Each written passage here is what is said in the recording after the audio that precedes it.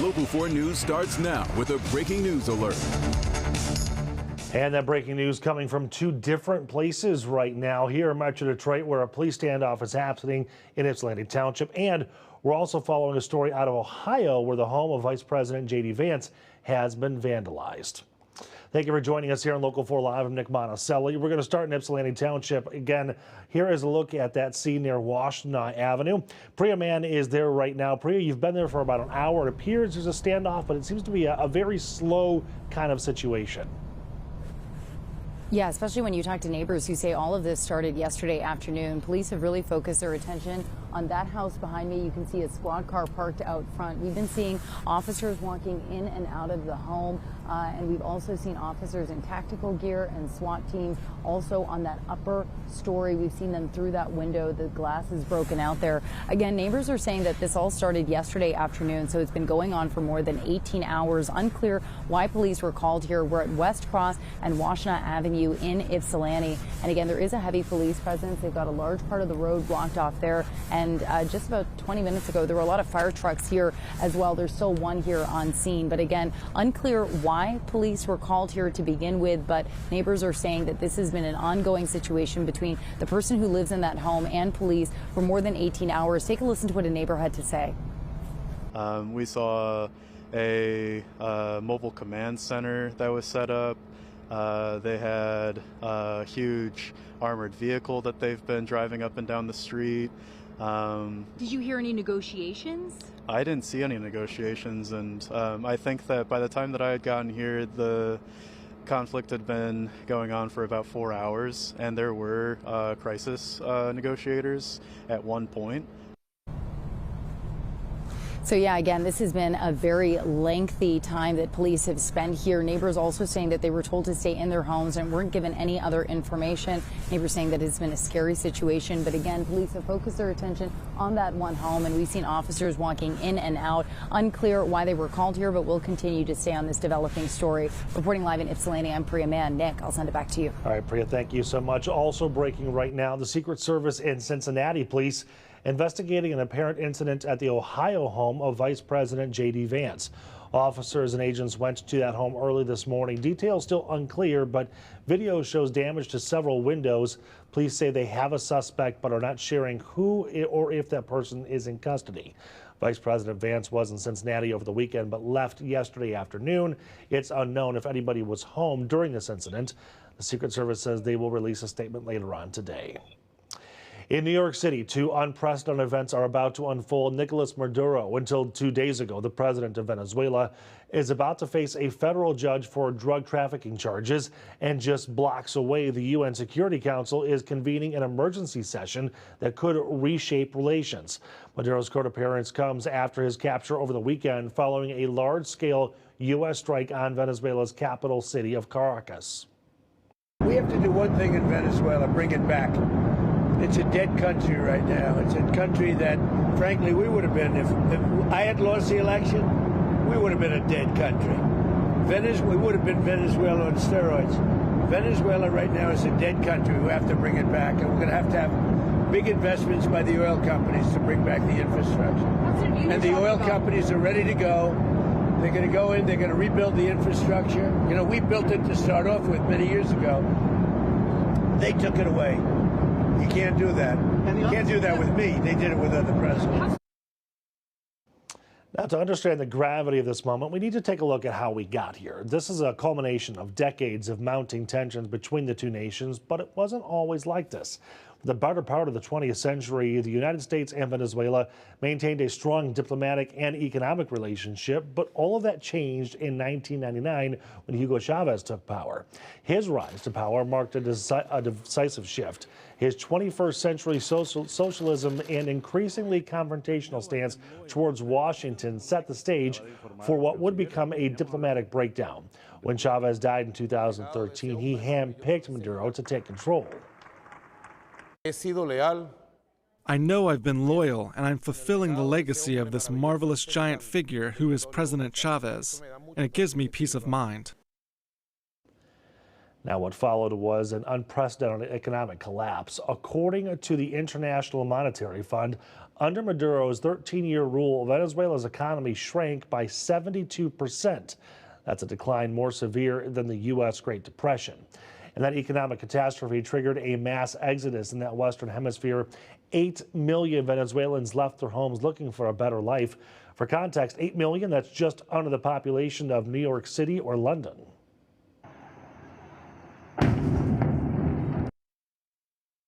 Now, what you're seeing there is the weekend's operation that was in the works for months. According to NBC News, sources say a secretive CIA team was operating in the country since August, working with someone inside Maduro's inner circle. They used stealth drones to build a picture of the Venezuelan president's everyday life. Secretary of State Marco Rubio called it an unfriendly territory which required the U.S. military, including 150 planes, 20 military bases, and Delta Force operators for a targeted mission. The Department of War went in, they hit anything that was a threat to the agents that were going in to arrest them, and they hit anything that was the threat on the way out. Now, right now in Venezuela, Vice President Delcy Rodriguez is taking charge, calling this kidnapping, and insisted Maduro is still the legitimate president. Meanwhile, here in the U.S., a divided response in Congress, some praising the move, many others calling it an illegal act of war.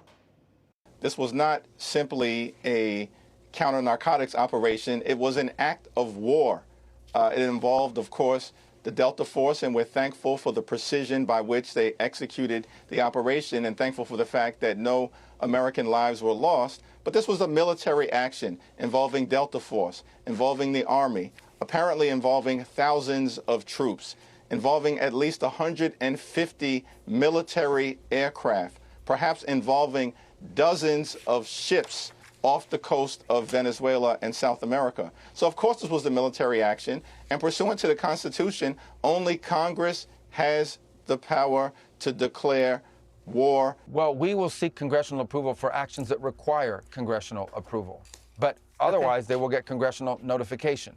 And this is not an operation that required congressional approval. In fact, this is an operation akin to what virtually every single president for the last 40 years has conducted. The difference is that when it's Donald Trump, all these Democrats go bonkers. And we are starting to see the destruction left behind. According to the Cuban Communist Party, at least 32 Cuban nationals were killed during this operation in Venezuela. In a statement released Sunday, the party said these citizens died in combat actions while carrying out missions for the Revolutionary Armed Forces and the Ministry of the Interior. Now, there is one big aspect about this. President Trump says the U.S. is in control of Venezuela right now, and he is demanding the country have access to all of its oil reserves. By the way, Venezuela is one of the world's largest oil producers. So coming up here, we're going to have a deeper discussion about that and the other implications of this arrest ahead in the next half hour. We're going to talk to a professor over at OU coming up at 8:30. Well, we are 5 days into 2026, and one New Year's resolution people have is maybe buying a new home. Next, we're going to talk about the housing trends for this year and what it could mean for Metro Detroiters if they're in the markets.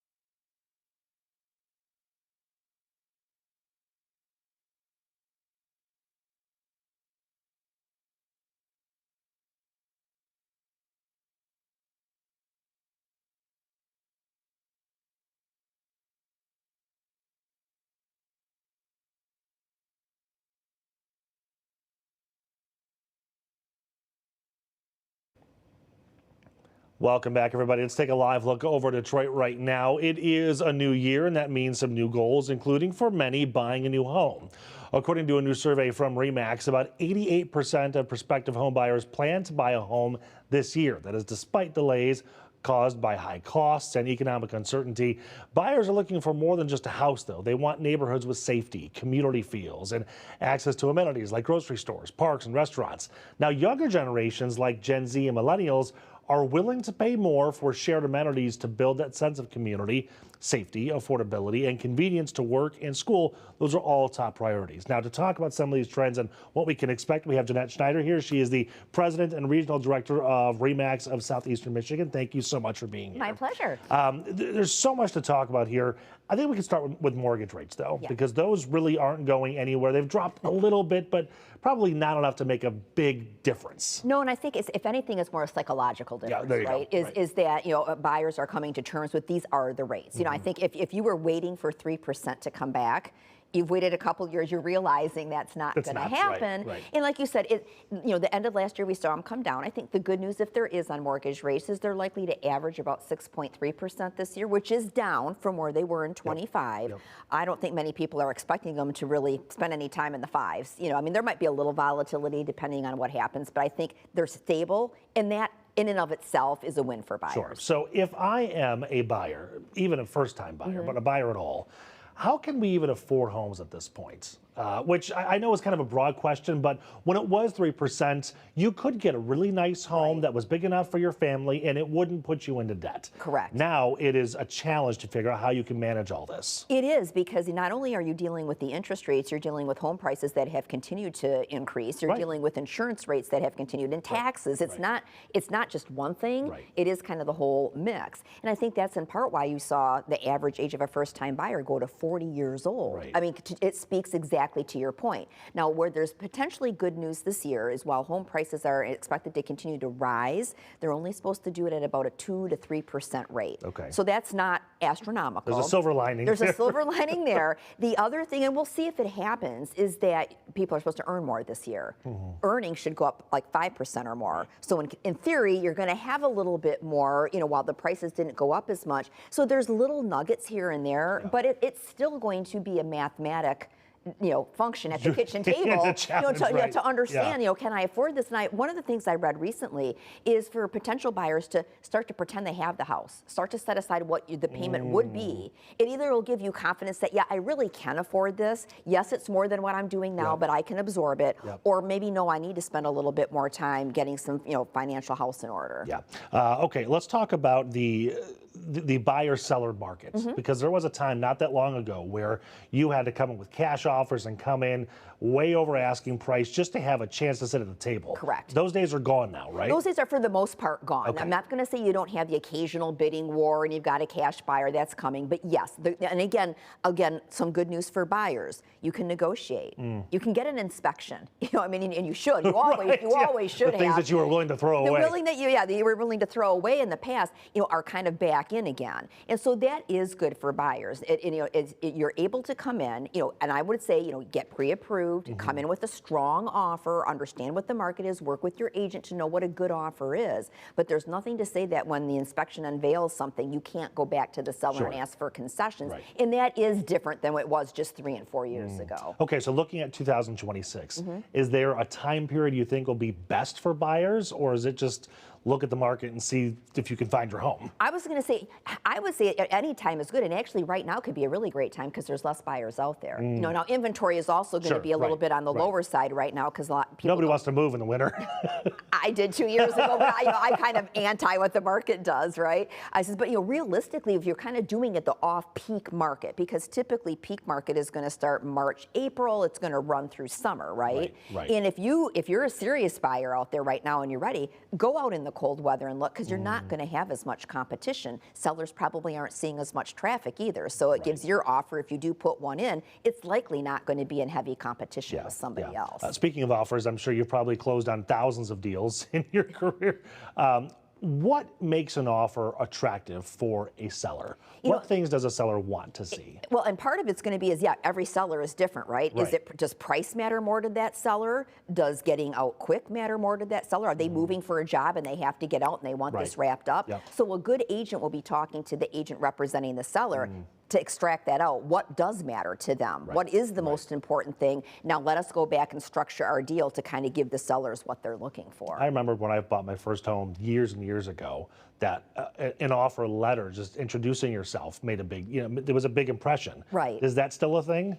It is and it isn't. Okay. I mean, it makes They just want the money. Well, it makes sense because you're trying to get that connection, right? Yes. The challenge becomes there are some that can look at that as being kind of discriminatory. I'm telling you a little bit maybe about myself, and now you pick me over someone else. I mean, so there's been a little bit on that. I know that was our second home actually. Our realtor brought her son to, with the offer, and they were grandparent age people, and they liked the little kid. It was like a whole thing. But I mean, again, good agents kind of understand what's going to work in a certain situation. The more experienced agent you work with, the more they're reading the room a little as to what's going to maybe help push yours out there a little bit. It seems that maybe this is me just making things up, but baby boomers are now looking to downsize. They're going into smaller condos. Do we think that's going to help the market and put more things in inventory? I mean, yes, because baby boomers, I mean, I'd hate to put it all on one generation, but there are a lot of them, and there are a lot of them that own homes, and they've kind of had that locked-in effect, right, where they had the low, they refinanced. Interest rate. And they want me to move for a 6% rate? Yeah, so they've kind of stayed put.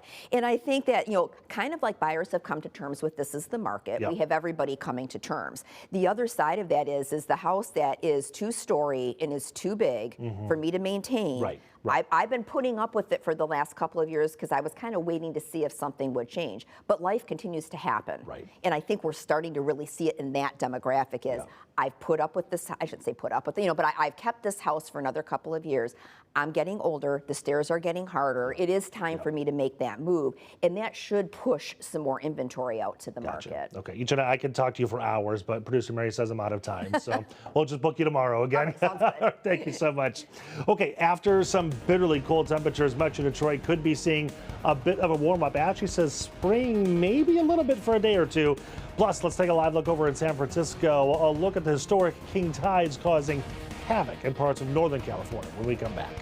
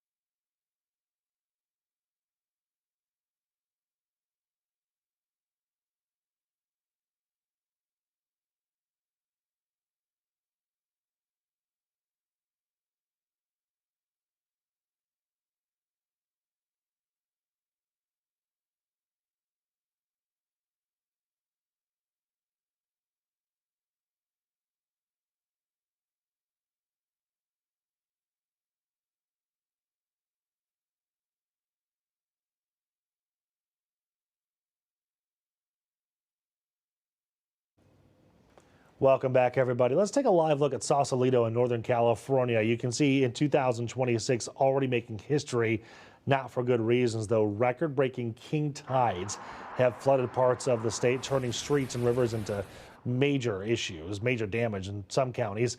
There was 4 inches of rain in just 2 days. Now, these king tides are the biggest since 1998, the highest tides of the year for the coast.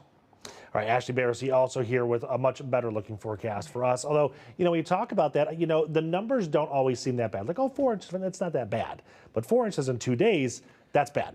Exactly. Yeah. And so, and then you think about, oh my gosh, if we had that and it was like the snow equivalent, I mean, we would be just completely covered in snow. So yeah, we have a lot of changes in the forecast. And I will start with satellite and radar with more of a, national view, because you were just speaking of those tides along the California coast there. There is a stronger low pressure system that continues to bring rain into the Bay Area for today. So they're going to be adding more rain to the situation until they start to see a little relief come tomorrow. Now for us, we did have some snow crossing the Great Lakes overnight. It clipped the thumb, so a lot of us across the metro area not waking up to a fresh coating, but if you are joining us north of I-69, you do have probably a few slick spots out there, but that's even pushed east, and so we're drying things out across southeastern Michigan. So when do you take down those holiday lights? Nick, do you have holiday lights up outside? Or did you just not even put them up this year? No, they're up, but it's those permanent ones, so it's the lazy holiday. You're the lazy, yeah, yes. Okay. Smart but lazy, yeah. So for those that don't have the permanent lights up, I would say Wednesday is shaping up to be a pretty decent day to do that. Today's dry, the rest of the day slightly milder as we get above freezing, but we still have the snowpack at the surface and it might be a little tricky to get out there. Tomorrow we'll have a wintry mix changing to rain, so not a great day, but between the warm up and the melting from the rain come tomorrow, I think Wednesday, as we dry things out and we're in the 40s, a pretty good day to get outside to do that. So you have to take these windows while you have it. Right now, we are waking up in the upper 20s, right around 30. That's a live look outside where you can see that it seems a little hazy out there. It's the cloud cover, sun trying to peek through there, but overall clouds went out today. We'll call it mostly cloudy to partly sunny with a high right around 35. But the next weather maker is warm. So it's going to come with spring-like showers as well, but your temperature set up for tomorrow. You have the polar air retreating north, and that's also lifting that subtropical jet stream. So overall, what that means from the plains into the Midwest, above average temperatures, widespread warm up. Our rain chances increase tomorrow. They'll return Thursday afternoon and last pretty much through Saturday before a changeover to snow occurs for the second half of the weekend. So here's a better look as we map it out for you. You notice those red arrows indicates that milder air coming out of the south, so we're holding on to that southerly flow, but that pink would be freezing rain or a little bit of a wintry mix as we head into tomorrow morning, even through midday, especially to our north. I'm not even ruling out a couple snowflakes mixing in late after sunset as we cool back off, and then I think overall relatively dry throughout the daylight hours Wednesday, and even the first part of Thursday is dry, but as that warm front lifts, by the time we get to late Thursday and into Friday morning, widespread rain, and we will have another bout of that as we head into Saturday afternoon as well. But look at all that really heavy wet snow west of Lake Michigan.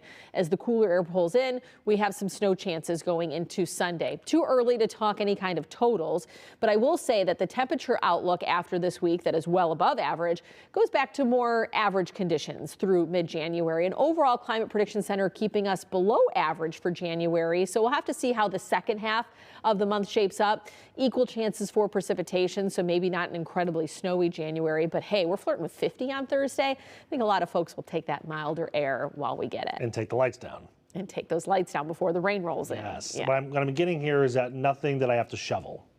As of right now, Sunday's a little iffy because that's a long-range model, and so I don't want to talk totals quite yet. But right. I mean, we're not talking like blizzard or any kind of crazy snowstorm right now. So. Okay, cool. Maybe it's the kind of where you just use the. That would be nice. The leaf blower. The only thing though is the fact that the high is right around 32. When you get those warmer, freezing temperatures, if that even makes sense. Yes, we're talking 30, 31, 32. Right. Though that's the wetter snow. Yeah, it's the heavier stuff. Yeah, so we'll have to see what happens there. Okay, Ash, thanks. Yeah. Okay, we're going to come back here in just a few minutes with a Local 4 update, and then we're going to head back to New York as Venezuela's President Nicolas Maduro is set to appear in front of a federal judge. You're looking live outside of that federal courthouse right now. We're also going to talk to an OU professor about what this means for the fight over oil in Venezuela.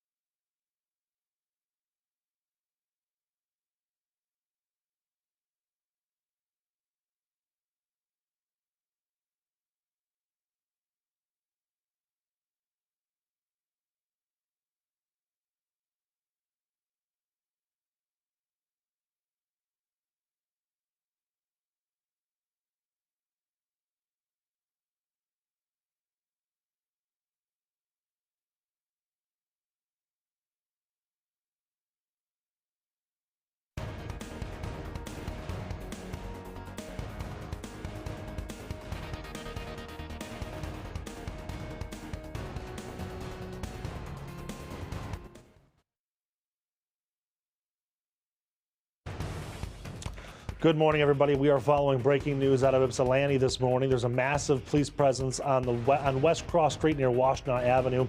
Officers are trying to find a peaceful end to an hours-long standoff. We're still working to find out how all of this started, but it did actually start yesterday. Coming up on Local 4 Live, we're going to check back in with Priya Mann, who has been at the scene most of the morning, who has the latest information.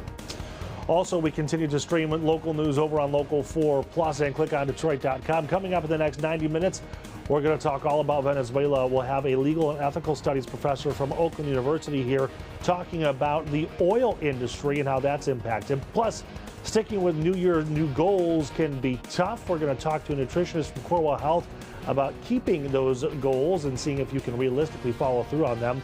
And finally, we're going to break down the future of the Detroit Lions after a disappointing season, but ending on a high note. Ashley also has a warm-up in your forecast coming up.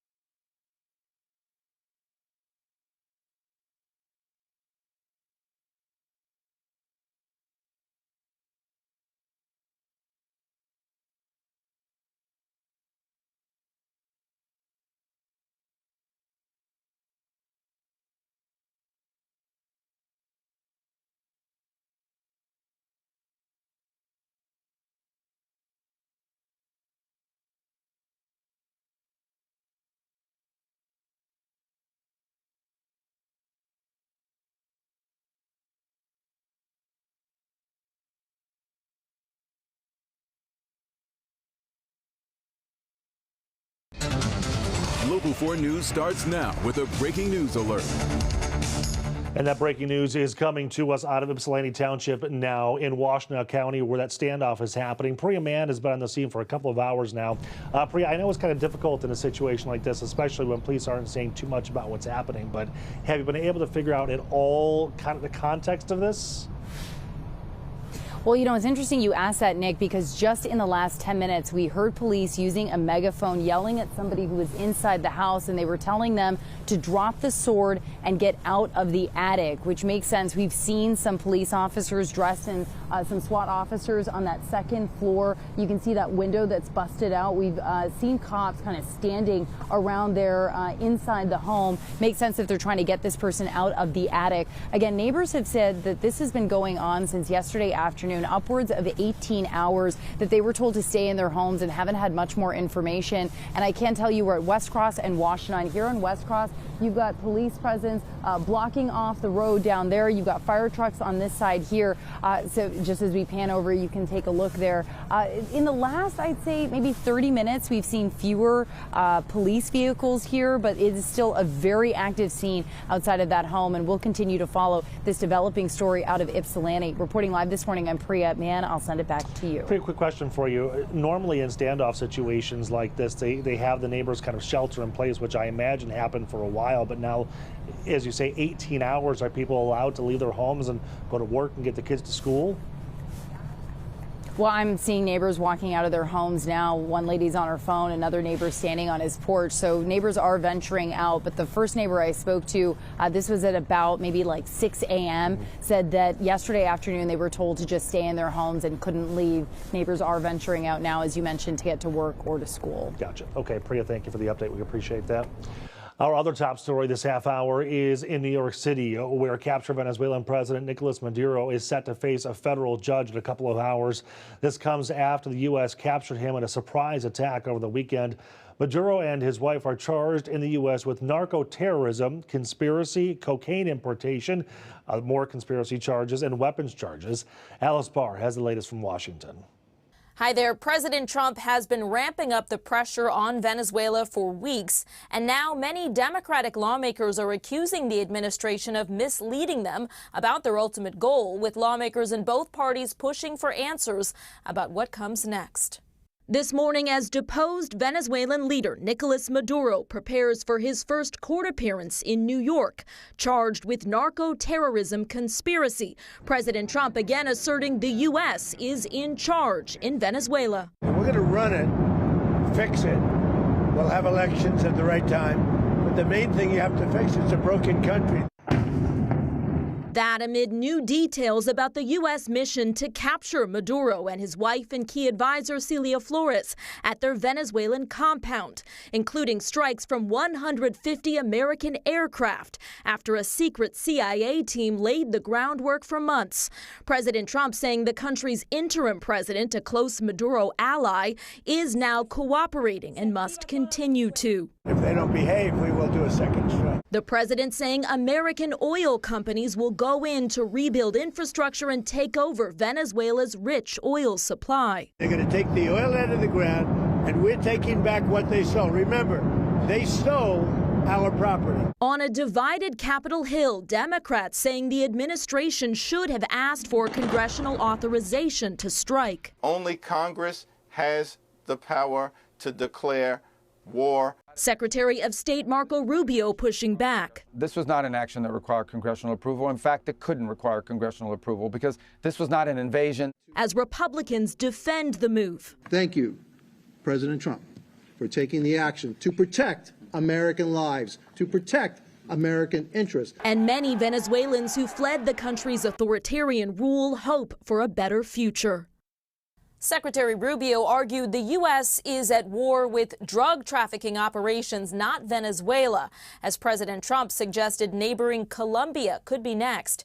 The top 8 congressional leaders are due for a classified briefing today, according to 4 sources, with lawmakers in both parties pressing for more information for all of Congress. In Washington, I'm Alice Barr. Back to you. And as you heard Alice talking about, President Trump is vowing to tap into Venezuela's oil reserve. He wants American oil firms to put billions of dollars into Venezuela, which has the largest crude oil reserves on the planet. He said U.S. companies will fix Venezuela's badly broken oil infrastructure, but that fix could be cost prohibitive. Right now, we are joined by Professor Michael Greiner. He is a professor over at Oakland University. Thank you so much for coming here this morning. Can you kind of paint a picture for us to better understand maybe just the oil and the economic part of this, because there's 1,300 conversations we could have. But in terms of the oil, first of all, that has its own economy of its own. It does, yes. You know, the price of oil is set on a global market. And I think it's worth noting that right now, the price of oil is at a historic low, okay? When you look at it on a real basis, you know, when you kind of factor in inflation, it's actually at a lower price now than just about any time in the past. And in fact, the price of oil now is so low that the sanctions we imposed on Russia don't even apply because of the fact that we're below the price that we'd essentially set on Russian oil. So there's kind of this myth out there that the solution to everything is, oh, we get more oil and suddenly, you know, prices are going to go down and everything's going to work out. The problem that we have here is, though, there is this economic dance that needs to happen. And what it is that businesses need to be able to provide a return on investment to their shareholders. You know, that's just the way the system works, sure, like it or not. And to be able to do that, they need to be able to tap into the price of oil. And, you know, sometimes, you know, all of us who are drivers here, you know, probably both of us and everybody who's watching, you know, appreciate the fact that the price of oil is low right now. But we also forget the fact that the United States is the world's largest producer of oil. And so, you know, a lot of our economy depends on the fact that these companies are able to make a profit from selling oil.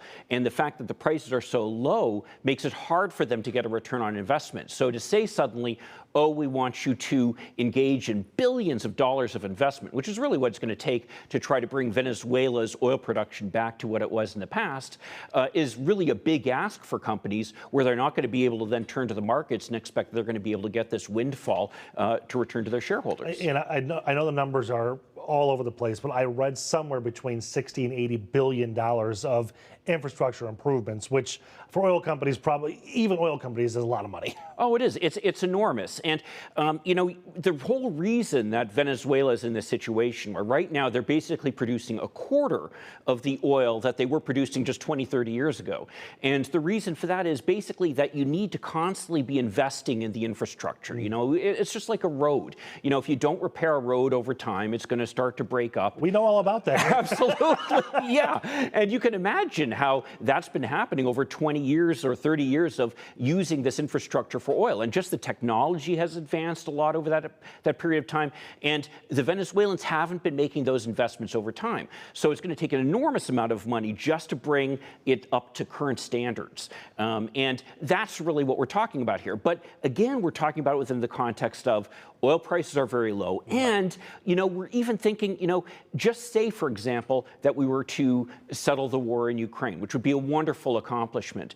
But, you know, there is a certain segment of the population out there who are looking at that and thinking to themselves, now, wait a minute, that means that all of a sudden Russia, which is, I think, the world's third largest producer of oil, would suddenly be able to bring their oil onto the global market, which would then make it so prices come down even more. You know, we have to remember that pesky old supply and demand curve, which means if you've got more supply with set level of demand or decreasing demand, then you're going to see prices go down. So let's look at it backwards then. If, let's say, the Trump administration were to convince oil companies, the producers, to invest into Venezuelan infrastructure, and they are looking at their bottom line, at their ROI, could we see our prices increase to offset those costs? You know, that's certainly possible. You know, the problem with that, and you make a good point here, but the problem with that theory is just the fact that it is set on a global market. You know, so yes, the United States, yeah, exactly. They could come in and say, okay, you know, we're going to try to raise prices, but we're not the only ones who have a say in that. The Saudis also have a say in that. The Russians, you know, again, if sanctions are raised, then they have a say in it. The Nigerians, you know, the Mexicans, the Canadians. You look at it, this is a global market where the United States is really, even though we're the world's largest producer, we're still only about, you know, 20% of global production. So we don't really have the ability to control prices the way that the companies might like to. So if the infrastructure isn't there or isn't up to date, what do we do then with Venezuela's massive reserves? Because they are number one in terms of reserves. They are number one in terms of reserves. But it's also worth noting, by the way, that there are different kinds of oil. And this is really where it starts to get even beyond my expertise as a business professor. And it's that the kind of oil that they have in Venezuela is actually very different from the kind of oil we have in the United States. So it's not like we can just ship the oil from Venezuela to the United States and process it here. There are special refineries in Venezuela that need to be used to process the oil there, and they actually pollute quite a bit and are quite expensive to operate. So it's not like there's just this quick fix that we can kind of substitute one for the other. You know, it would actually require quite a bit of work to kind of bring them in to the global oil economy. Yeah. Okay, Professor Michael Greiner, OU, thank you so much for your insight. We really appreciate that. Great to be here. Okay, coming up here on Local 4 at home, Michigan State Police have taken over the investigation after Allen Park officers shot a man on Sunday afternoon. This happened on Southfield Road. A man was threatening to hurt himself with a box cutter. They first tried a taser to get him to drop that knife, but he refused and turned the knife towards them. That's when an officer fired, hitting him in the arm. That man is going to be okay. Also happening today, the case against a Farmington Hills man linked to an extremist group 764 network. It's moving forward. Justin Miller was arrested in mid-September. Some charges he's facing are possession of child sexually abusive material and enticement of a minor. It's believed the network's goal is destroying civilized society through corruption and exploitation of vulnerable populations, including minors. Well, the man accused of murdering a well-known Detroit neurosurgeon will face a judge again today. Desmond Burks is charged with the 2023 murder of Dr. Devon Hoover. He was found shot twice in his Boston Edison home. Today is a pretrial hearing with jury selection happening on Wednesday. Well, if you're looking for a silver lining to the Lions season, how about finishing with a winning record for the 4th straight season, which the team has not done since 1972. Next, we're going to break down that Lions-Bears game as the Lions prepare to clean out their lockers, and we'll talk about the future of Taylor Decker. That's next.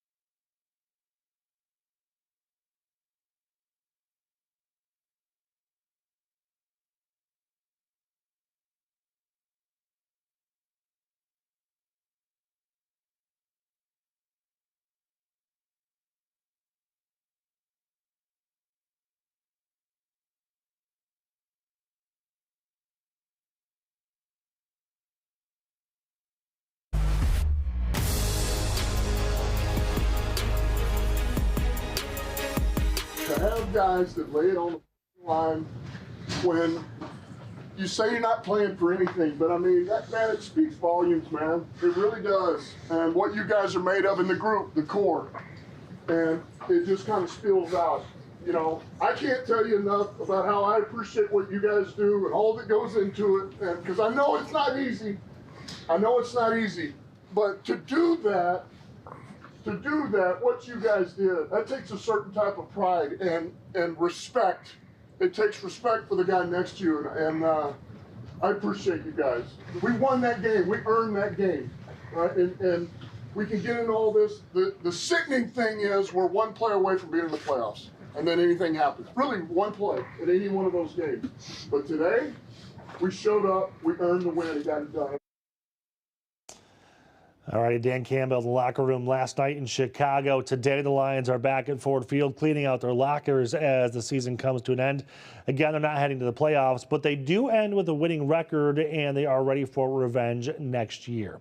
Joining me right now is Mr. Lions himself, the executive producer and the co-host of Detroit Sports Plus, Derek Hutchinson. All right, so Lions season, not the way we wanted it to end. We were hoping to be in the playoffs right now. Yesterday's game, as you heard Coach talking about there, you know, some people say they were playing for nothing.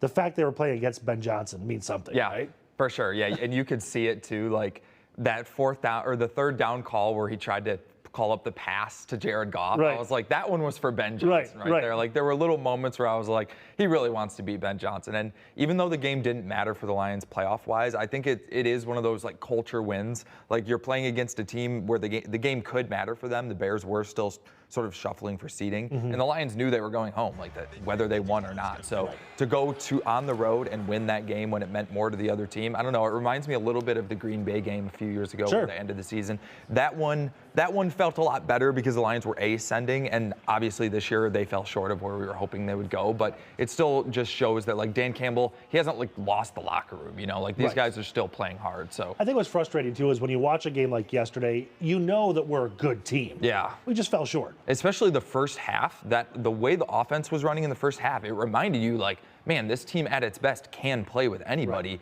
But then again, you saw in the second half sort of what was the problem all year, which was like in the key moments, the offense sort of disappeared and like the defense gave up a couple of long drives and 2-point conversions. So luckily they were able to win it anyways. But yeah, it was kind of just a modicum of the whole season. All right, so if you're Dan Campbell and you're looking at next year, and and the rest of the team, Brad Holmes, is one of your number one priorities finding better ways to protect Goff in the pocket? Yes, that would be my number one priority. Okay. Everybody wants to see the Lions address pass rusher, which I get. That is also very important. But I think that the identity of this team is so based on the offensive line and what they do with protecting Jared Goff on the offensive line that has to be the number one priority, whether it's signing a big free agent, whether it's addressing it early in the draft. Mm-hmm. They need to look at what went wrong this year and realize, like, okay, this is what got us to where we were, and we need to continue to invest in that. Right, but also, the argument is defense wins games. Yes. So how do you rebuild the defensive line? I think the Lions have showed in the past years, not so much this year, that they can win with an average defense, a defense that is bend but don't break, a defense that makes a few big plays a game, and then the offense carries them. Sure. I think this team, the roster as it's currently constructed, is closer to getting back to that than it is to like becoming a defense-first roster. So you've got all the pieces in place to be a great offense. You just have to establish the trenches. Gotcha. Okay, there's going to be a lot of changes on the roster, a lot of things happening. Yeah. I think one of the number one storylines right now is Taylor Decker. For sure. Is he coming back next year? In fact, it's one of the things he talked about in the locker room last night and cried. He even said, I'm an emotional guy. I'm going to get teary talking about this. Listen to what he had to say real quick. I need to get away. I need to get away from football. I need to get my body feeling better. I need to make informed decisions. I need to get second opinions. There's a lot that I have to do because I want to make this decision moving forward informed. And I don't want to make it emotionally, because if I make it emotionally, I already know what the answer is going to be. But it's a massive decision, and it's not only about me. It's about my kids. I'll get emotional about that, but just to be able to show up and be the father that I want to be. It's not about, do I want to play football? So that's really important to me. Because I can make the selfish decision. I can keep playing until I can't walk anymore, or I can't throw the ball with my kids. But that's not what you do as a father and a husband. So that's going to weigh heavily into my decision. So just hearing that, it kind of sounds like his mind is made up a little bit. It seems like he's leaning towards being done, right? But whether or not that's the case, I think the Lions need to operate this offseason as if he's done. Right. Because even if he isn't, it's going to be soon, right? And Taylor Decker he's one of the few Lions players who was through the hard times. Correct. Long before Dan Campbell got here, he's seen the worst. And from then to now, he's not as effective of a player as he was, and he's also dealing with a lot more injuries, right? So you read the articles, you have no idea some of the things that he goes through. For sure. Multiple treatments, spending time in hyperbaric chambers and missing practices because he has to be in treatment. He spends more time in treatment than playing football. Yeah, it reminds you of some of the things you were hearing about Frank Ragnow before Frank Ragnow retired. And, I think the Lions need to err on the side of too many offensive linemen. Right. Yeah, like end up with 7, don't end up with 4, right? So if he comes back maybe for another year, okay, you've got an extra guy. Maybe you let a young guy develop behind him a little bit, but they need to operate as if he's gone, I think. One of the challenges in replacing, though, is that he's a big dude. And he's a leader in that locker room, too. Right. Like someone, like I said, who has been there, who knows this culture. It's not easy to replace anyone like that. We saw it with Ragnow again this year. So, yeah. They need to honestly get two people, Ragnow and Decker, who were part of the winning culture here, and replace them both. All right, so last thing for you, looking to the draft, what are some of your top 2 picks in terms of not people, but positions? Yeah, for me, it's offensive line and edge rusher in that order. A lot of people are going to have it flipped. I get it. This is going to be a pass rush heavy draft, so I wouldn't be surprised if the Lions did end up going to the pass rusher somewhere in the middle of the first round. But Brad Holmes doesn't play by everybody else's playbook, so honestly, very few things would surprise me. Got it. Okay, we'll see what happens in the offseason. Thanks, Dick. Appreciate you, man. All right, coming up here, you might have to pay more. In fact, you will have to pay more for your next trip to Windsor. After the break, we're going to tell you how much it's going to cost you to go through the tunnel or over the bridge.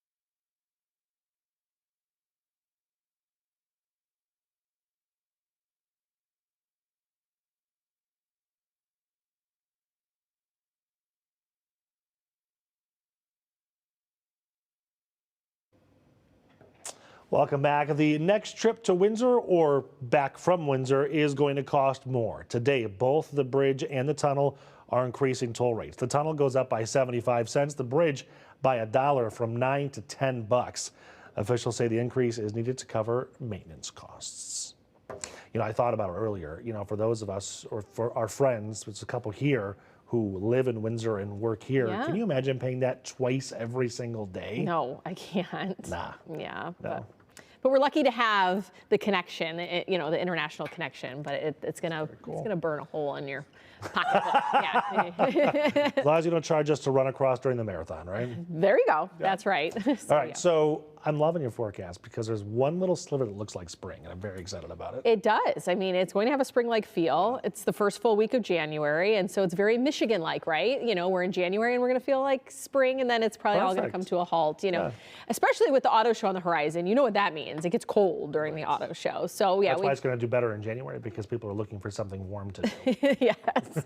So here we go. Satellite and radar showing that we do have the tale of kind of two different stories. You have the excessive rain that's continuing in California, which has created issues. We've been talking about that all morning. And then we have the snow that pushed across the Great Lakes. And so that isn't as impactful for, I would say, the metro area, because we didn't get brushed with that as much as the thumb did. And then in the northern part of lower Michigan, and there were some winter weather advisories in the northern tier of the state for this morning. But otherwise, that snow pushing out of here. We're on the back edge of that, and we're going to have a warm up. So do you need to take the Christmas lights down outside? I need to do the lights outside. I need to do the tree inside. I gotta do it all. My tree came down over the weekend. Okay. I started yesterday. We have a tree downstairs, like in our basement. And so I took care of that one. But the main one is still up. It's still lit. And next year you have 3 trees, I'm assuming? And maybe a couple more, because the kids have them in their bedroom. So, like, yeah, they're like mini trees. I don't have like these, you know, excessive tall trees, but it's a lot for mom to have to clean. And so let the dads go out and do the Christmas lights. How about that? So I would say Wednesday is the day to get outside and maybe do some of that work. Dry above average, and that comes off of some rain melting things on Tuesday. So overall, midweek would probably be the best time. Even Thursday earlier in the day, but then we will have a chance for some rain by late Thursday. So right now we're starting just below the freezing mark, but doesn't look too bad over at Metro Airport, especially when we compare to the last couple weeks where we've had some really inclement days when it comes to flying, but not today. 35 degrees for the afternoon high, puts us a couple degrees above average. This is just the beginning of the warming trend. And so we have that polar air retreating north. We have that subtropical jet stream lifting north. And what that means is widespread above average temperatures from the plains through portions of the Great Lakes. And with that warm up will come rain chances. So we could see some freezing rain early tomorrow, but then that transitions to rain as we get to about 40. And then Thursday afternoon beyond rain chances, but that could change over to snow Sunday. And I'm going to show you what I'm talking about here, mapping it all out for you. We will have the warmer air coming out of the south over the next couple days, and so that keeps us above average. There's that, you know, kind of mix that we're dealing with all the way through early afternoon to our north, but pretty much scattered rain across the metro area. I won't rule out a couple snowflakes mixing in after sunset tomorrow as the temperatures slide once again. But Wednesday through the daylight hours, relatively dry. First part of Thursday, dry as well. But warm front lifts, that brings widespread rain to the area once we get Thursday night and beyond into Friday. And then another shot of it comes Saturday afternoon and beyond. But watch all that snow starting to filter in by the time we get to Sunday. So we will have some chances for snow. Temperature outlook, though, through the middle of the month keeps us near average. So maybe it won't be a really frigid auto show this year. We get close to 50 on Thursday, and then reality sets in by Sunday as those highs are back around freezing. Reality sets in. All right, Ash, thank you so much. All right, let's get a look at some of the big moments that happened on this day in history, starting, Ashley, in Ann Arbor, a live look over at U of M, where on this day, 156 years ago, the Board of Regents voted to allow women to attend classes. The decision to admit women to the school marked a significant milestone in higher education. In 1914, Henry Ford announced he was raising salaries to $5 a day for 8 hours of work. The previous wage was $2.34 for 9 hours of work. That was an effort to ensure employees could afford to buy the cars they were making. The news prompted more than 10,000 people to show up at the company's Highland Park plant to apply for those jobs. Some came as early as 3 a.m. to stand in line. And on this day in 1924, the Chrysler 6, the first car to bear Walter Chrysler's name, debuted at the New York Automobile Show. The car was met with spontaneous enthusiasm, setting new standards in the category of mid-sized U.S. cars with a top speed of 70 miles per hour. The Chrysler 6 would go on to become a bestseller and the foundation stone for the Chrysler Corporation. And finally, it was 38 years ago today, the final train pulled out of Michigan Central Station in Detroit. At 11:30 in the morning, train number 353 bound for Chicago became the last train to roll out of the station. In the years that followed, the once proud symbol of Detroit's grandeur became one of the most notorious symbols of decay. It was just over 74 years after the first train steamed in. All right, another hour of Local 4 Live in just a few minutes. We're going to give you an update on that situation in Ypsilanti, plus a scam you need to watch out for. More news, more weather, more Local 4 Live coming up next.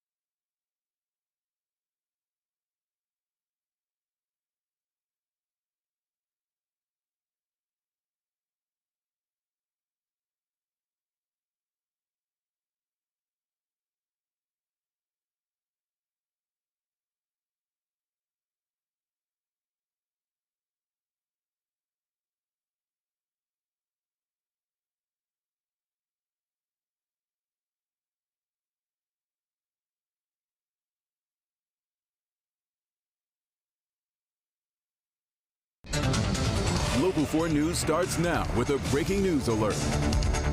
And we're actually following several breaking stories right now. We're going to start in Ypsilanti, where neighbors say a police standoff has been going on for hours and hours. It's happening on West Cross near Washtenaw Avenue.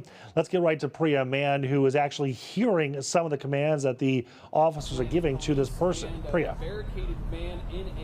Hey, Nick, just take a look behind me. There is a lot of activity happening here. That armored vehicle is SWAT officers just walked into that armored vehicle. We'd seen a few of them kind of standing by the front of the home there. That vehicle, that armored tank, was parked in the driveway. They've just pulled it out, moved it closer to the home, and repositioned. And you can see some officers in tactical gear who are walking outside of the home. As you mentioned, this standoff started many hours ago. Neighbors saying about 18 hours ago yesterday afternoon, it all started to unfold. In just the last 30 minutes, 45 minutes, we've heard officers telling the person inside to drop their sword and and come out of the attic. Now, it's unclear why they were initially called here, but again, if you're hearing officers say, drop the sword, get out of the attic, we've also seen police officers in the second floor of that home. There's a window out there. We've seen them kind of walking around that bedroom. That's what it looks like. Neighbors out here say they were told to stay inside their homes. They weren't given any other information.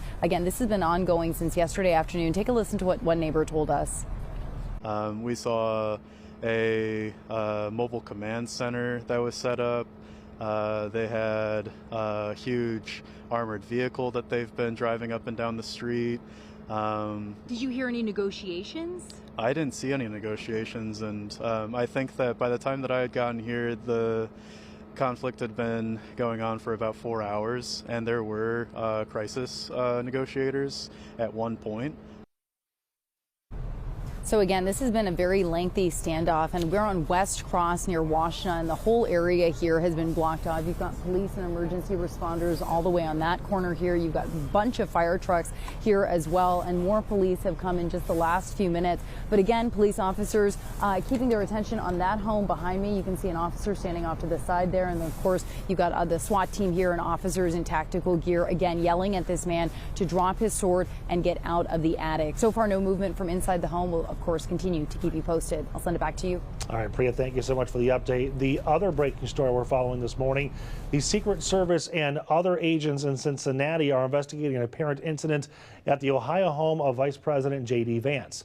Officers and agents responded to the home early this morning. Details still unclear, but video shows damage to several windows. Police say they have a suspect, but are not sharing who that is or if they're in custody. Vice President Vance was in Cincinnati over the weekend but left yesterday. It's unclear if anybody was in the home during this incident. The Secret Service says they will have a statement later today. We will keep you posted. The other big story we are following today takes us live to New York City, where two unprecedented events are about to unfold. Nicolas Maduro, until 2 days ago, he was the president of Venezuela. He's about to face a federal judge for drug trafficking charges. This is a live look at the federal courthouse in Manhattan. Maduro was seen this morning in handcuffs being escorted out of the Metro Detention Center in Brooklyn, heading to court. We do know that he has arrived at the courthouse now. Video also shows Maduro as he's transferred to a helicopter ahead of that court appearance just blocks away. The UN Security Council is convening an emergency session that could reshape relations. This comes after his capture over the weekend following that large-scale U.S. strike on Venezuela's capital city of Caracas. Last night, President Trump doubled down on his intentions to run the country. We have to do one thing in Venezuela, bring it back. It's a dead country right now. It's a country that, frankly, we would have been, if I had lost the election, we would have been a dead country. We would have been Venezuela on steroids. Venezuela right now is a dead country. We have to bring it back, and we're going to have big investments by the oil companies to bring back the infrastructure. And the oil companies are ready to go. They're going to go in, they're going to rebuild the infrastructure. You know, we built it to start off with many years ago. They took it away. You can't do that. You can't do that with me. They did it with other presidents. Now, President Trump also says there's a plan to tap into Venezuela's oil reserves, which are the largest in the world. Trump wants American oil firms to put billions of dollars into Venezuela, which has the largest crude, again, reserves on the planet. Earlier, we talked to Oakland University professor Michael Greiner on what all of this means. There's kind of this myth out there that the solution to everything is, oh, we get more oil and suddenly, you know, prices are going to go down and everything's going to work out. The problem that we have here is, though, there is this economic dance that needs to happen. And what it is that businesses need to be able to provide a return on investment to their shareholders. You know, that's just the way the system works, sure, like it or not. And to be able to do that, they need to be able to tap into the price of oil. And, you know, sometimes, you know, all of us who are drivers here, you know, probably both of us and everybody who's watching, you know, appreciate the fact that the price of oil is low right now. But we also forget the fact that the United States is the world's largest producer of oil.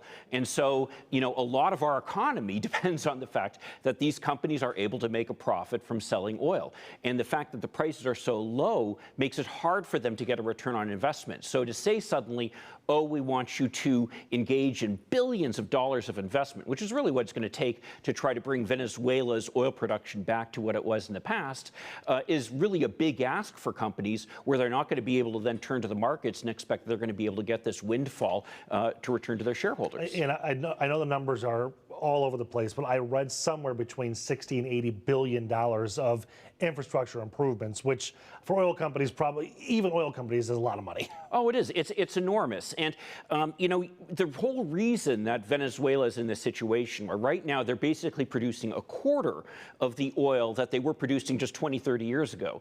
And the reason for that is basically that you need to constantly be investing in the infrastructure. You know, it's just like a road. You know, if you don't repair a road over time, it's going to start to break up. We know all about that. Absolutely. Yeah. And you can imagine how that's been happening over 20 years or 30 years of using this infrastructure for oil. And just the technology has advanced a lot over that period of time. And the Venezuelans haven't been making those investments over time. So it's going to take an enormous amount of money just to bring it up to current standards. Now, meantime, the FAA has allowed flights to resume over Caribbean airspace, but thousands of people are still stranded due to mass cancellations. Back here at home, Michigan State Police have taken over the investigation after Allen Park officers shot a man on Sunday afternoon. Officers went to Southfield Road after reports of a man threatening to hurt himself with a box cutter. They first tried to taser him to drop that knife, but he refused and turned the knife towards them. That's when one officer fired, hitting him in the arm. That man is expected to be okay, and again, MSP now leading that investigation. Health experts are sounding the alarm as flu cases are worsening across the U.S. According to the CDC, Michigan is currently experiencing a very high flu-like activity level. Genetic testing indicates a new flu variant called subclade K. It appears to be behind the vast majority of cases. Doctors say it is not too late to get your flu shot, especially as kids are going back to school after the holidays. Well, with the new year here, many of us are thinking about getting our health back on track, and that could include eating healthier or getting some exercise, like hitting the track here in downtown Mount Clemens. According to a survey from Statistia, exercising more is the top New Year's resolution for 2026, with nearly half of U.S. adults committing to it. Following close behind are goals to eat healthier at 45% and losing weight at 31%. After a season of holiday indulgences, it is the perfect time to focus on making some small, realistic changes that can make a big difference. So to help us get into that mindset, we are joined by Chelsea Duffany. She is a registered dietitian with Corewell Health. Thank you so much for being here this morning. Thank you for having me. I think the key there is small, actual, attainable goals, right? Yes, exactly. When we try to overhaul your entire life at one time, it gets overwhelming, and then we just throw in the towel and say, forget it. Forget about it. Yeah, I'm done. So what do you suggest then in terms, let's say my goal is to eat healthier. How do I go about doing that? Start with the basics. Add in more fruits, more vegetables, more protein, drink more water. Then from there, you can go into a little more details, but start with the basics first. Once you get the hang of that, then you can add on more. Okay, are there any like number one no-nos? Like if you are to cut something out, this is where you would start. You know, I don't like to categorize foods as good or bad. Everything within moderation, of course. And the more that we add in these healthier foods, fruits, vegetables, proteins, the less room there is for the junk foods, you know? Okay. So there's no good or bad foods, but for sure, add in more of these healthy foods is going to make a huge difference. Okay, and maybe moderation, maybe not 2 or 3 slices of pie. Of course. Everything in moderation, right? Okay, you mentioned exercising, and I think, you know, that's the number one goal. I'm going to get to the gym, I'm going to get healthy, but if you don't go to the gym at all, going there 4 days a week is probably not an easy thing to do. Yes, for sure, and same thing, starting small, right? If it's just 10 minutes a day, 10 minutes a day is enough to change your mindset, help you feel better about yourself, and then adding on from that. So if it's 10 minutes one day for, 3 days a week, next week, maybe we increase it to 20 minutes. And you can even break it up 10 minutes in the morning, a walk, 10 minutes in the afternoon. So finding what works for you and what movement works for you, because going to the gym and lifting weights every day doesn't work for everybody. Sure. So walking, Zumba, Pilates, whatever it may be, finding what movement works for you is the key. I've heard some people have incredible success by just getting outside and walking around the neighborhood. Can it be that simple? Yeah, walking is one of the best exercises you can have. Anything that you're moving your body helps lower the risk of different diseases. Gotcha. Okay, so if I'm somebody who has a very hard time keeping these goals, what's your advice? My advice is to start small. Okay. Small habits add up over time. That's what's going to make the biggest difference. Finding what's sustainable for you is going to be the key. Consistent goals add up. If you can't do something consistently, it's not going to be very helpful, right? So what can you carry on through the rest of the year with all these goals? Most people quit them by February, you know? So or by January. Right. Exactly. So what can you carry on through the rest of the year, not just only for, you know, the month of January? Yeah, right. Now, so you're obviously a registered dietitian, nutritionist. Can you kind of help us understand some of the basics of what that pyramid is? You know, a lot of people just have no clue on what's supposed to be going in your body. Yeah, so the food pyramid is now retired. So we don't use the food pyramid anymore. See, that's how out of date I am. We now use what's called My Plate. So the 3 portions of My Plate: fruits, vegetables, proteins, grains, and then dairy is up in the corner. Okay. Where do cookies go? Cookies are on the outside of the plate, so they don't have a spot on the main plate, but they are allowed, just within moderation, like we talked about, right? But fruits, veggies is like half of your plate. So that is the main piece. Protein about a quarter, grains about a quarter, making sure that those grains are whole grains, any like carbs, starches we're getting from healthy sources, not things like a cookie. Right. But including all. I feel ashamed here, Ashley. No, don't feel ashamed. Including well-balanced meals is going to help you feel more satisfied. You're less likely to snack later on. You're less likely to have those cravings for sweets and salty snacks. So including all of the food categories in meals is the key. For any snacks, we want like 2 food groups is the goal. Okay. How do you feel about some of these trends like Wegovy and things like that? With a medication like Wegovy, it is a big fad right now. And they can be helpful to jumpstart weight loss for some people. Okay. Some people do need a little extra boost, and that's okay. But you have to implement these healthy habits along with the medication, because when you stop taking the medication, it all comes back. Right. So you still have to do the work along with the medication. So it can be helpful, but you still need to implement these basics. Put in the work, right? Right. Speaking of putting in the work, I've heard food journaling is a great way to kind of not only just keep track, but see your progress too. Yeah, for sure. With some of my patients that I see every day, they are like, I'm eating healthy, but I'm not seeing any progress. What should I do? So sometimes I'll recommend something like food journaling so they can actually see maybe you're not actually eating as healthy as you think you are. You know, to have it on paper gives you a good glimpse of what you're eating throughout the day. Even if you may think you're eating really healthy, you may have like extra snacks thrown in or sugary beverages, and you don't realize how that contributes to, you know, things like weight gain and stuff like that. I would imagine talking to somebody like you is incredibly helpful because everyone's different, right? Yeah, for sure. Everyone has different medical conditions that they're managing. They may have celiac disease, they're avoiding gluten, they're watching, you know, sodium intake. They have high blood pressure, all of the things they're trying to manage, which can be really frustrating for people when they're trying to apply all of this information from doctors that they don't know where to go next. Right. So I can kind of pull in at all of the pieces and come up with a plan for them to help them navigate, you know, all of the nutrition information that's out there, which can be very confusing. And kick the cookies off. No, we're not kicking any cookies. All right, thank you so much for coming. Thank you. Appreciate it. All right, still ahead here on Local 4 Live. We're going to dive into the headlines of the day.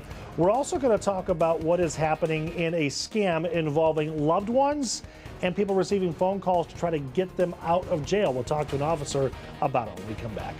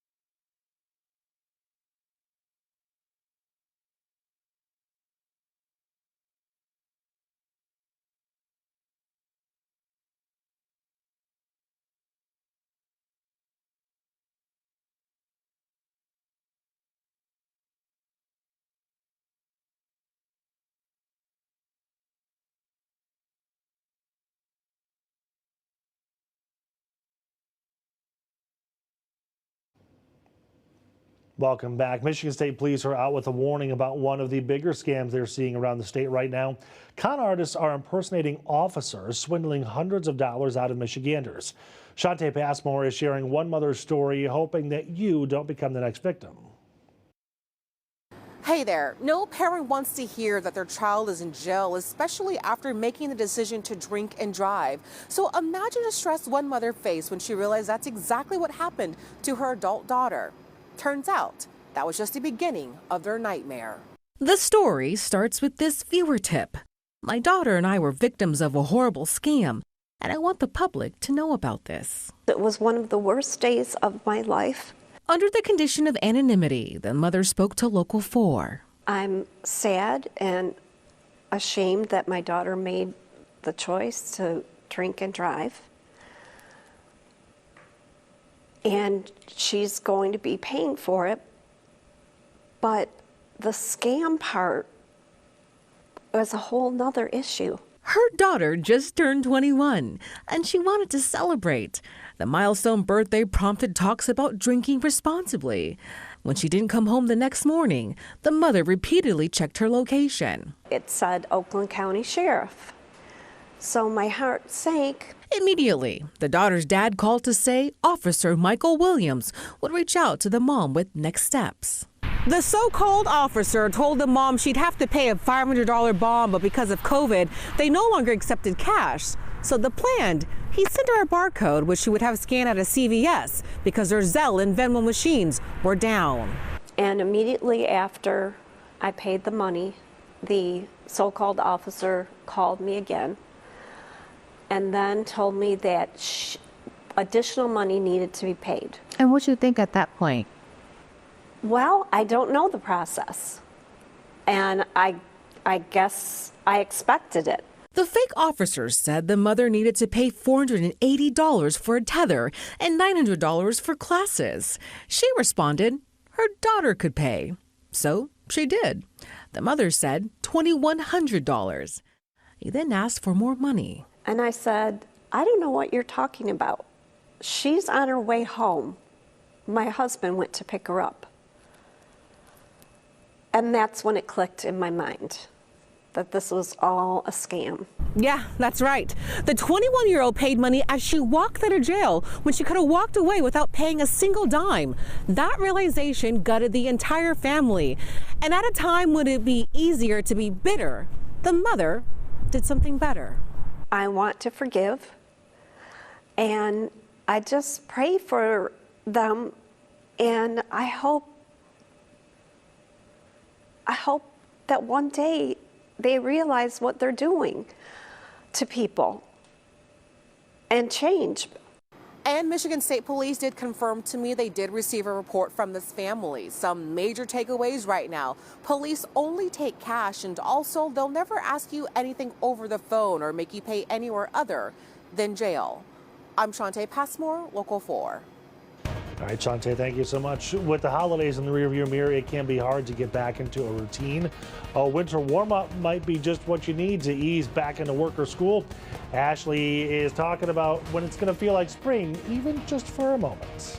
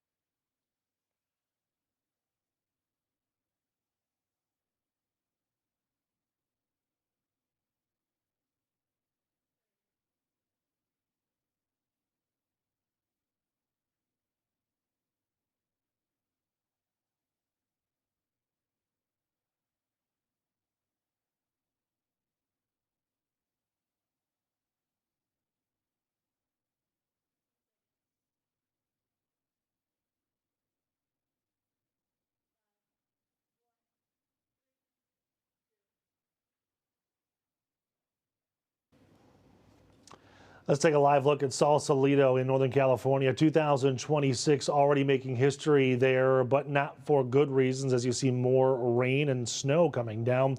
Record-breaking king tides have flooded parts of the state, turning streets into rivers and causing major damage. In some counties, there was 4 inches of rain in just 2 days. These king tides are the biggest since 1998, the highest tides of the year for the coast. Closer to home, our weather actually has a bit of a warm-up in store. Ashley is here with some days that look more like spring. Hey, Ash. Now, forewarned weather with Exact Track 4D. Well, the winter warm up this week, well, that could mean one thing for you. Maybe take down those outdoor decorations. We've had the snow, the cooler conditions, and so we will have the warm up, allowing for a thaw and for you to get outside probably midweek to really take some of this down. For today, not ruling it out. I mean, it'll be dry, slightly milder as we rise above freezing, but overall okay. We still have the snowpack at the surface, not making for the best day, but better than where we've been. Now, come tomorrow, we have the possibility of some freezing rain, mixed precip that will transition to rain as temperatures rise to around 40. Kind of just a bad day, though, because of the rain chances, but that will allow for some of that melting to occur. We're back in the 40s Wednesday, drying things out, and so I think that that's the best day of the next 3 to get outside and get some of that done. Today's forecast, well, we'll be topping out in the mid-30s. We'll call it mostly cloudy to partly sunny, and then we do dip below freezing tonight. Not a ton. I mean, it's not going to be an absolutely frigid night ahead, but just that sliver of below freezing will allow for that wintry precip to start the day before the changeover to rain tomorrow. Temperature set up for tomorrow. That subtropical jet has pushed north, meaning that polar air has retreated farther north. So widespread above average temperatures from the plains pushing into the Great Lakes. And we're just going to continue to tick upward with those temperatures this week. Tomorrow, widespread precipitation chance, especially rain into the afternoon. By Thursday afternoon, rain returns. We'll have another shot at it come Friday, Saturday before a changeover to snow as we get into Sunday. Temperatures will be sliding back down to around freezing. So clouds and radar forecast. Notice the red arrows that we have here. That's indicating more of that warm flow coming out of the south. So we hold on to the southerly winds for today. By tomorrow, even though we're still dealing with the southerly winds at night, those temps fall. And so we will have a little freezing rain to our north, scattered showers across the area. Won't even rule out some passing snow once we get past sunset tomorrow as those temperatures slide back once again. Then Wednesday, it should be relatively dry, but let's check out what happens Thursday and beyond. So warm front lifts, and by the time we get before daybreak Friday, so late Thursday into Friday, widespread, even heavy rain at times. And then by Saturday afternoon, we get another bout of some moderate to heavy rain, but check out all that wet snow just west of Lake Michigan. Well, that cooler air builds in by the time we get to Sunday morning, and I think we'll see some snow showers draping the area come Sunday. The temperature outlook beyond this week will keep us pretty close to average, which would be low 30s. Now let's look at the Climate Prediction Center's overall outlook for the month. And even though we have a nice winter warm up this week, overall the month should be trending below average according to their data, and pretty equal chances for precipitation throughout the month. But that 7-day forecast shows that we will be in the 40s starting tomorrow through the week. In fact, flirting with 50 on Thursday before that afternoon rain arrives. And then heading in the weekend, a cool down will ensue, and we will be falling below freezing Saturday night and only getting to about 32 degrees come Sunday afternoon. All right, Ash, thank you so much. In fact, you just heard her talk about how we are climbing out of the freezing cold. With this slight warm-up comes a big warning for anyone living near a lake. The dangerous social media trend they are seeing more and more in Michigan. And then good news for gas prices for all of 2026. We'll explain why coming back.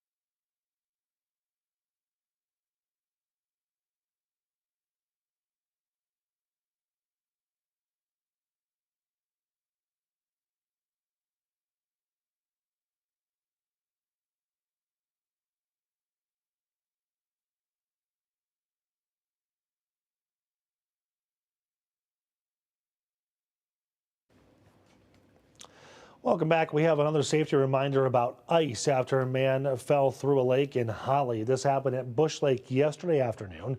Police say the man was on a snowmobile when he fell in. Neighbors were able to throw him a rope so he could pull himself out. Police say this is actually an important reminder to stay off of thin ice. Experts are also warning people about a dangerous trend along Lake Michigan shoreline. People are posting videos on social media walking onto the lake covered in what's called shelf ice. Experts say it is extremely dangerous and could be deadly.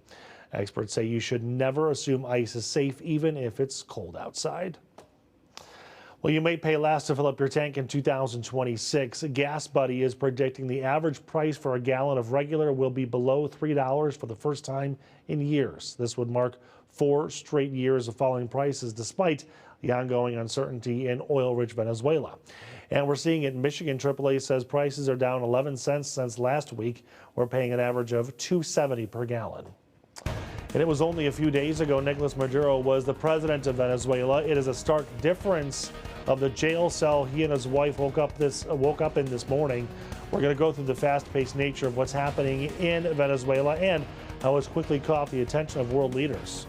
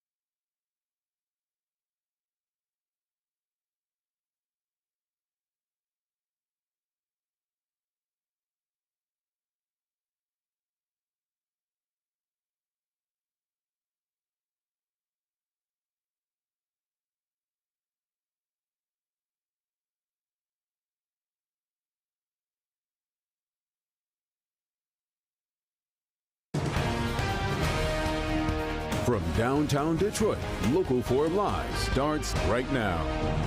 And welcome back to Local 4 Live. Let's bring you out to New York City, where ousted Venezuelan leader Nicolas Maduro is inside of this federal courthouse set to go before a judge. He was seen leaving a detention facility in Brooklyn in handcuffs heading to this court. Maduro was captured by the U.S. in a surprise attack over the weekend. He and his wife are charged with drugs and weapons charges. Alice Barr has more on this case from Washington, D.C. Hi there. President Trump has been ramping up the pressure on Venezuela for weeks, and now many Democratic lawmakers are accusing the administration of misleading them about their ultimate goal, with lawmakers in both parties pushing for answers about what comes next. This morning, as deposed Venezuelan leader Nicolas Maduro prepares for his first court appearance in New York, charged with narco-terrorism conspiracy, President Trump again asserting the U.S. is in charge in Venezuela. We're going to run it, fix it. We'll have elections at the right time. But the main thing you have to fix is a broken country. That amid new details about the U.S. mission to capture Maduro and his wife and key advisor Celia Flores at their Venezuelan compound, including strikes from 150 American aircraft after a secret CIA team laid the groundwork for months. President Trump saying the country's interim president, a close Maduro ally, is now cooperating and must continue to. If they don't behave, we will do a second strike. The president saying American oil companies will go in to rebuild infrastructure and take over Venezuela's rich oil supply. They're going to take the oil out of the ground, and we're taking back what they stole. Remember, they stole our property. On a divided Capitol Hill, Democrats saying the administration should have asked for congressional authorization to strike. Only Congress has the power to declare war. Secretary of State Marco Rubio pushing back. This was not an action that required congressional approval. In fact, it couldn't require congressional approval because this was not an invasion. As Republicans defend the move. Thank you, President Trump, for taking the action to protect American lives, to protect American interests. And many Venezuelans who fled the country's authoritarian rule hope for a better future. Secretary Rubio argued the U.S. is at war with drug trafficking operations, not Venezuela, as President Trump suggested neighboring Colombia could be next. The top 8 congressional leaders are due for a classified briefing today, according to 4 sources, with lawmakers in both parties pressing for more information for all of Congress. In Washington, I'm Alice Barr. Back to you. And on this weekend's Flashpoint, Jason Goldthorpe talked with former U.S. Attorney Matthew Schneider and Congresswoman Debbie Dingell about what is happening in Venezuela. A very important note, he did invite all of Michigan's Republican congressional delegation to appear on that show, but all declined. Here's that conversation. So, Debbie, let me just start with you and get your reaction to what is now in place that now that we've heard from the president following this attack, that in his words, the U.S. will run the country of Venezuela, pointing to possibly Marco Rubio, and who knows that more troops could be on the ground. What's your reaction to all this? Good morning. I'm going to quote Poplio as we start this conversation. I have a soul full of concern. This was an evil man, no question. He was a dictator, a tyrant, an oppressor of people. But what does it mean that the United States is now going to run the country? The president has not consulted with the Congress. He has yet to brief the Gang of 8, which I hope occurs today, but have no confirmation that it will. Congress is the only body that has the constitutional authority to declare war. How many troops are on the ground? How many more troops are going to be on the ground? Who's going to run this country? I have nothing but many concerns. Yeah, and I want to ask you more about that. But you brought up Maduro being a bad guy, and Matthew, we know a criminal, someone who's been indicted in U.S. courts, as well as had just a bounty. I believe it was a $50 million bounty on his head.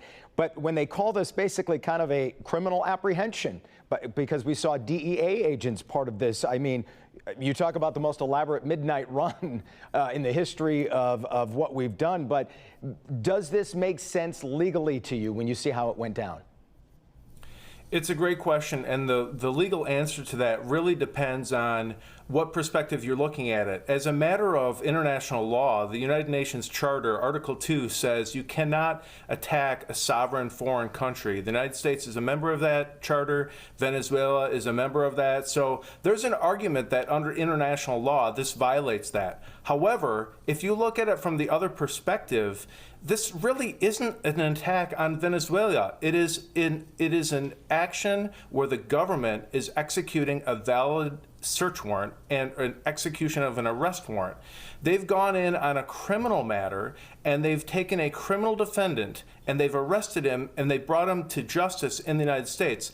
It's really no different than what we did in Panama with Manuel Noriega. So there is a legal defense here that it is a criminal action and not necessarily an international law violation. And it's funny you bring up Noriega, which it turns out it happened 35 years ago to the day of this happening. And just to follow up, you were in the Bush White House, the George W. Bush administration in the lead up to Iraq. And as they made that case and trying to define what an enemy combatant is, if we go back to the first kind of scenario that you mentioned, how does the United States classify Venezuela now as an enemy combatant? Yeah, that's also a good question, and I've been through that drill as well, because when I was in the Bush White House, we did actions involving the Taliban, not connected to any particular state, but nevertheless, we've seen this before, the Taliban, ISIS, and now we have Venezuela and its actors involving Venezuela. If you look at this indictment, it also talks about Colombia and the FARC, also not a government entity, but it's a terrorist organization. It talks about the Sinaloa cartel and how Venezuela is connected to that and how Maduro is connected to that. So we have a lot of non-state actors involved in this criminal prosecution, and that's where the enemy combatants issue comes into play. It's not necessarily an attack on a foreign government if you're going after these non-state terrorist actors who've already been designated under U.S. law as foreign terrorist organizations. Congress, now the problem with that, and as I bring Congresswoman back in, the president talked about oil quite a bit. So when we talk about danger to the United States, it kind of flies in the face when you say American companies are going in to take this oil. And as I ask you about, is this just about the oil, Congresswoman? And I'm wondering about the global implications now, because doesn't this open the door for countries around the world to do something along the same thing? We want these resources. If China wants to go into Hong Kong and say, well, we're just securing our region. There's so many questions here that have to be answered. First of all, the administration kept telling Congress for months that it was not interested in a regime change. The president very clearly talked about oil yesterday.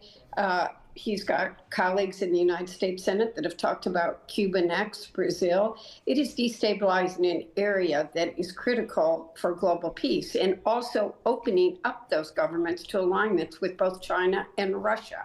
That is terrifying. Congress needs to be briefed. We do not need another endless war where our young men and women are sent into danger. We need to know what the strategy is. I am a person who has firsthand lived with the effects of these drug cartels. My sister died of a drug overdose. My father was a drug addict. We need to do something about them, but we need a plan. And as the Pope said, I have a soul full of a lot of concern and no answers. Yeah, that was another thing Defense Secretary Pete Hegseth brought up about this is about drugs as well. But Congresswoman, how can it be about drugs also when the president pardoned the former president of Honduras, who was convicted of charges very similar to Maduro? We have been asking that question for weeks and months. The president, January 6th is coming up as well next week. I don't want people to forget that. But here he has been saying that all of this, these last few weeks and months have been, that the border has been about fentanyl, but then pardoned one of the most evil, corrupt drug kingpins there was. So you can explain that inconsistency to me. I don't understand it. Matthew, I've heard the term, some people have said the U.S. kidnapped Maduro. Other people say this was just an apprehension by authorities. Is that just semantics, or does that word mean something here? Is there a legal thing with that? Again, that depends on your perspective. I'm certain that Maduro believes he was kidnapped, but there was a validly issued arrest warrant issued by a U.S. court, and he was apprehended under that warrant. This is not the first time this has happened, and it's not just been in Panama. We've apprehended other people in foreign countries who are subject to our laws and have been indicted before. And I think this will play out in much the same way. What we will see is Maduro going into the courthouse in New York. He's going to be advised of his rights to an attorney. He's going to be given the opportunity to plead for a bond, which he will not get. And then he will be set on a schedule for the regular course of a trial. Just like Noriega was tried, the same thing will happen. But we're not going to be seeing this playing out at Guantanamo. We won't see it being played out in a military tribunal. Here we will see it in the U.S. District Court in the Southern District of New York. And we will watch that play out like any other prosecution, which of course also means it will be lengthy, it will be costly, and there will be an appeal. We're going to be living with this for at least a decade, if not more. Boy, and I don't know. And living with it in real time in a country that is going to be run by the United States of America. The United Nations is meeting tomorrow. There are very dangerous consequences. We need to get this figured out. And you think this is exactly what the president didn't run on. But and Matthew, you brought up Noriega a little bit earlier, who is in a U.S. jail. Does that benefit the United States when you're able to take someone like that and successfully prosecute them? I guess it depends on who succeeds Maduro in Venezuela. If it's just another member of his old administration, I don't know what the effect is there.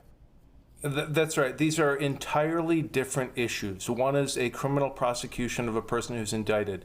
The other issue is the one that Congressman Dingell raises, which is how do you actually run the country? That's a separate issue of international law. I predict that the United Nations will take that issue up, and with the attack and the capture of him as well. We could very well see, just like we saw after the invasion of Panama, that the United Nations passes a resolution condemning the United States. Now, of course, the United States will vote against that. We're a member of the Security Council. We'll veto any resolution that has any teeth. But this is not going away. We're going to see this play out in the criminal court and also on the international stage at the United Nations. I'm certain of that. Final thought, Congresswoman, I have less than 30 seconds, but you mentioned Cuba, and the defense secretary said this is a culmination of F around and find out. And you said that they're looking at other countries that should be nervous. What do you expect Congress to do? I have 20 seconds. We've demanded a briefing. I hope we get a briefing this week. We cannot, Congress is the only body that legally can declare war. Now, by the way, when you heard Jason mention China and Hong Kong, he wanted me to point out that he misspoke and he meant to say Taiwan instead of Hong Kong. You can watch the full episode of Flashpoint over at clickondetroit.com. Your local news headlines are coming up. If you plan to visit Windsor this year, you're going to want to bring a little extra cash with you. Toll rates are going up. What you'll be paying if you're going across the border when we come back.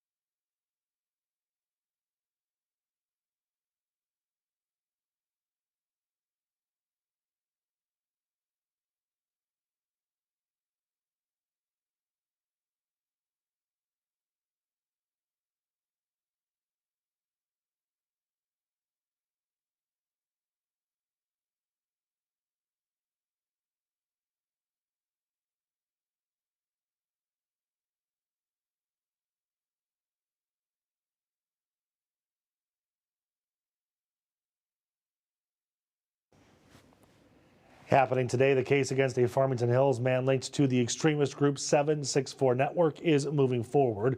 It's believed the network's goal is destroying civilized society through the corruption and exploitation of vulnerable populations, including minors. Now, Justin Miller was arrested in mid-September. Some of the charges he's facing are possession of child sexually abusive material and enticement of a minor. The man accused of murdering a well-known Detroit neurosurgeon will be facing a judge today. Desmond Burks is charged with the 2023 murder of Dr. Devon Hoover. He was found shot twice in his Boston Edison home. Today is a pretrial hearing. Jury selection is set to begin on Wednesday. Hamtramck's new mayor took the reins on Sunday. Adam Harvey was sworn in after winning a December recount by a razor-thin margin. His opponent, Mahmoud, is still contesting 37 uncounted absentee ballots and has an emergency appeal pending before the state Supreme Court. Harvey is replacing Amir Ghalib, whose last day was Sunday after he resigned for an unsuccessful bid to be the U.S. ambassador to Kuwait.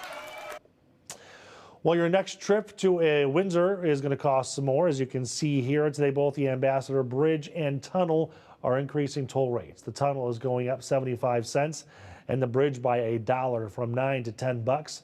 Officials say the increase is needed to cover maintenance costs. Well, no one wants to take down those Christmas decorations in the freezing cold, so Ashley has some good news if you have that on your to-do list. Her forewarned forecast without any forewarning in bad terms is next.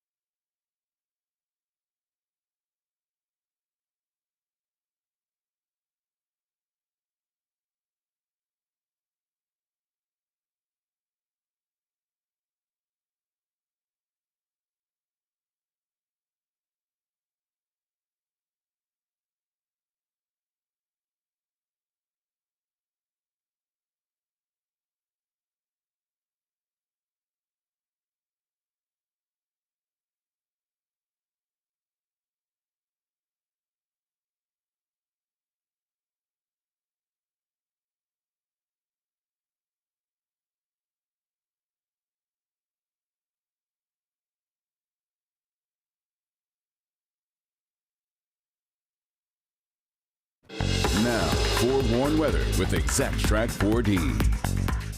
Well, the winter warm up this week, well, that could mean one thing for you. Maybe take down those outdoor decorations. We've had the snow, the cooler conditions, and so we will have the warm up allowing for a thaw and for you to get outside probably midweek to really take some of this down. For today, not ruling it out. I mean, it'll be dry, slightly milder as we rise above freezing, but overall okay. We still have the snowpack at the surface, not making for the best day, but better than where we've been. Now, come tomorrow, we have the possibility of some freezing rain, mixed precip that will transition to rain as temperatures rise to around 40. Kind of just a bad day, though, because of the rain chances, but that will allow for some of that melting to occur. We're back in the 40s Wednesday, drying things out. And so I think that that's the best day of the next 3 to get outside and get some of that done. Today's forecast, well, we'll be topping out in the mid 30s. We'll call it mostly cloudy to partly sunny. And then we do dip below freezing tonight. Not a ton. I mean, it's not going to be an absolutely frigid night ahead, but just that sliver of below freezing will allow for that wintry precip to start the day before the changeover to rain tomorrow. Temperature set up for tomorrow. That subtropical jet has pushed north, meaning that polar air has retreated farther north. So widespread above average temperatures from the plains pushing into the Great Lakes. And we're just going to continue to tick upward with those temperatures this week. Tomorrow, widespread precipitation chance, especially rain into the afternoon. By Thursday afternoon, rain returns.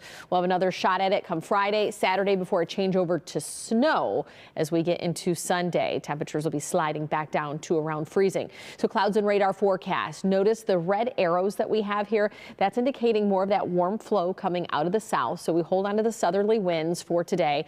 By tomorrow, even though we're still dealing with the southerly winds at night, those temps fall. And so we will have a little freezing rain to our north, scattered showers across the area. Won't even rule out some passing snow once we get past sunset tomorrow as those temperatures slide back once again. And then Wednesday, it should be relatively dry, but let's check out what happens Thursday and beyond. So warm front lifts, and by the time we get before daybreak Friday, so late Thursday into Friday, widespread, even heavy rain at times. And then by Saturday afternoon, we get another bout of some moderate to heavy rain, but check out all that wet snow just west of Lake Michigan. Well, that cooler air builds in by the time we get to Sunday morning, and I think we'll see some snow showers draping the area come Sunday. The temperature outlook beyond this week will keep us pretty close to average, which would be low 30s. Now let's look at the Climate Prediction Center's overall outlook for the month. And even though we have a nice winter warm up this week, overall the month should be trending below average according to their data, and pretty equal chances for precipitation throughout the month. But that 7-day forecast shows that we will be in the 40s starting tomorrow through the week. In fact, flirting with 50 on Thursday before that afternoon rain arrives. And then heading in the weekend, a cool down will ensue, and we will be falling below freezing Saturday night and only getting to about 32 degrees come Sunday afternoon.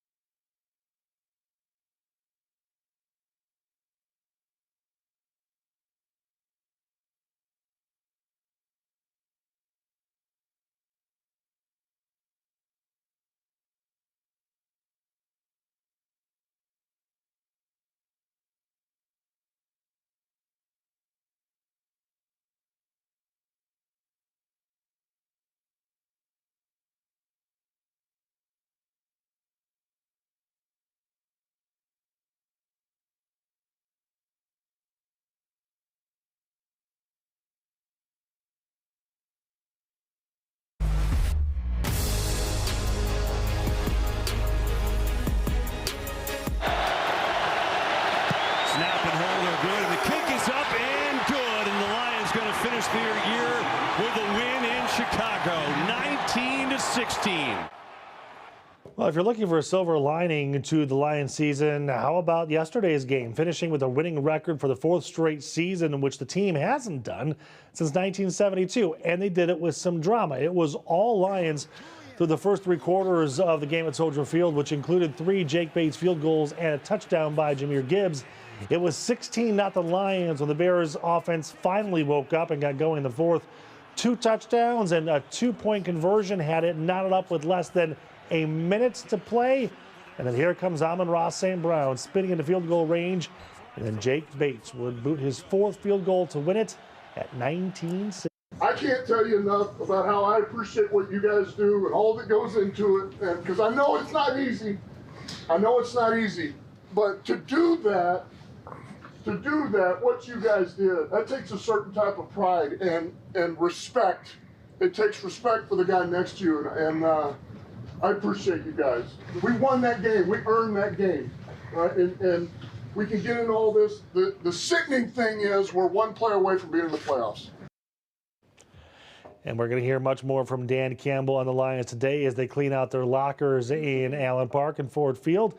Also, it's not too soon to look ahead to next season's schedule. The league uses standings for scheduling, so the Lions will face 3 other last-place teams. The home slate not including division teams, the Saints, the Bucks, the Patriots, Jets, Titans, and the Giants. All right, so much more coming up here throughout the day on Local 4 and Local 4 Plus. Kim and Tati live in the D, here to show us what's happening on Live in the D, coming up in an hour and 5 minutes. Hour and 5 minutes. Well, first, Happy New Year. We haven't seen Yeah, you. Happy New Year. How are we doing? How is resolutions going?